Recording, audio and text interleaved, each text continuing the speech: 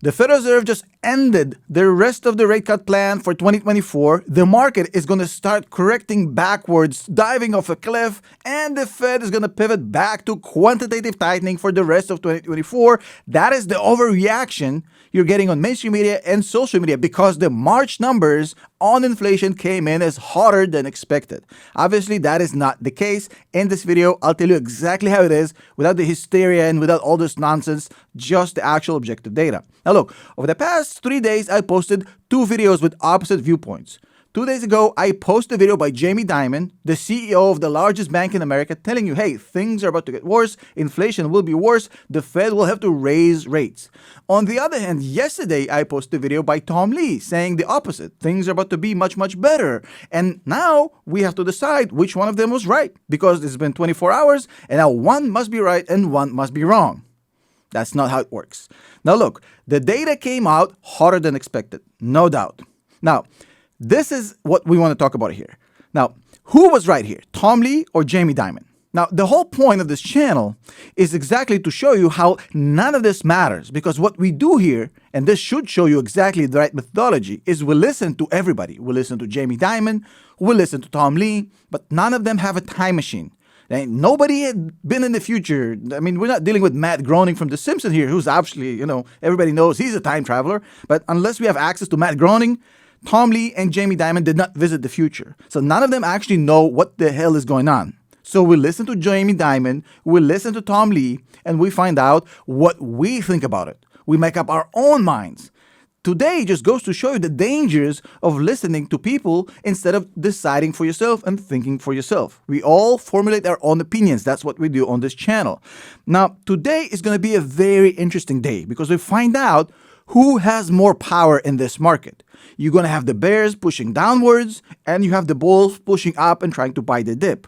So if the bears manage to push the narratives, then Jamie Dimon would seem like he was right over the next few days. But if the bulls keep buying up this dip, like they bought the few previous ones, then Tom Lee is going to end up being right. Even though he said that inflation will be cooler, he got that wrong. But if the bulls buy up the dip and everything basically goes back to normal, Tom Lee ends up being right for now. Now look, if you break down the inflation report into little minute details and you see where the pain is coming from, it's not coming from food. It's not coming from energy. Food is 2.2, energy is 2.1, new vehicles is minus 0.1, used cars minus 2.2%. So prices of vehicles is dropping, food and energy is basically at 2%. So where the pain is coming from? So the pain is coming from services and shelter.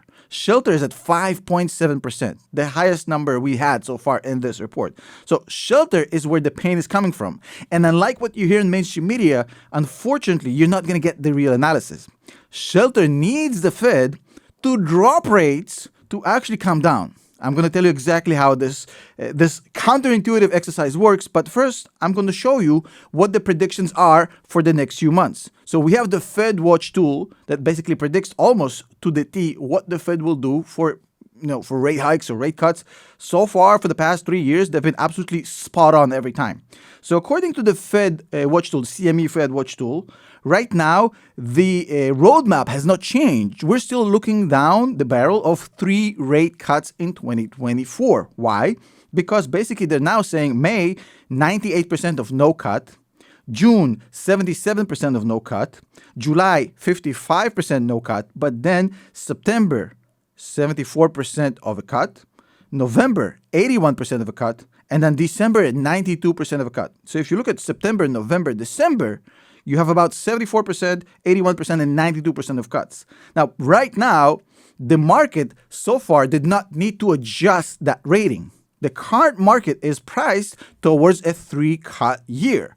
This hotter than inflation expected report that just came out for March was not bad enough to force a change in that policy. So as long as we're still on the roadmap for 3 rate cuts, the market isn't going to go drastically down. It's just basically going to take a little dip, but then stabilize. From 1925 to 2024, the average inflation rate in the United States is 3%. Right now, we're 3.5%. So we're not in a horrible territory like we were when it was 9% or 7%.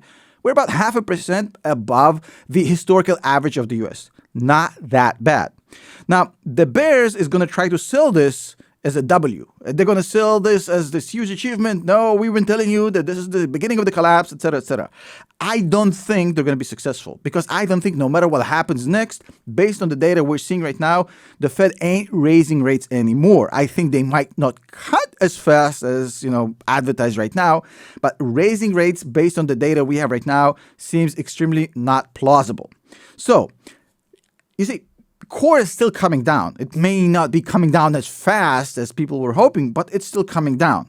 Now, what's next and why I think that shelter going up 5.7% actually pushes the Fed to lower rates much faster than expected. You see, when shelter is up 5.7%, that has to do with inventory.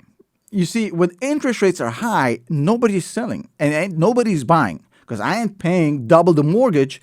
And I'm, as a seller, not selling you at half price because your mortgage got expensive. I'm going to wait until rate basically drops. And the seller and the buyer are basically on the fence waiting for the Fed to adjust the rates, especially when they know that sometime this year, the rates will drop. So the sellers and the buyers are not budging. And when you have the sellers and the buyers not budging, you have a massive, massive supply problem. There's not enough real estate in the market. And as we're coming up towards the summer months, where demand for real estate is going to go through the roof because everybody moves in the summer months, if there's not going to be a supply of real estate in the market, the prices will keep skyrocketing. Now, here's the thing. Once the Fed drops rates and goes to 4.75, which is what everybody's expecting for, then you're going to see movement and you're going to see flooding of assets in the real estate market. You're going to see transactional activity, and then the prices will come down. Because at that point, people will say, well, I'll pay a little extra, but this is probably as bad as it's going to get. And the sellers will also be willing to make the deals. So the Fed needs to stimulate the real estate market in order for them to actually get lower prices and the reduction in CPI through shelter. It's counterintuitive, but it is what it is. I think today is a good day to have money on the sideline because today might have a little opportunity, like Tom Lee said yesterday, to add and DCA. I don't think it's a good day to pile into anything. Just tread carefully, DCA slowly. I think there's still risks in this market. The main risk can come from oil prices. If oil prices spike over 90 into the hundreds, it's going to be absolutely insane for the stock market. So we're not out of the woods yet. There's still risks coming from oil.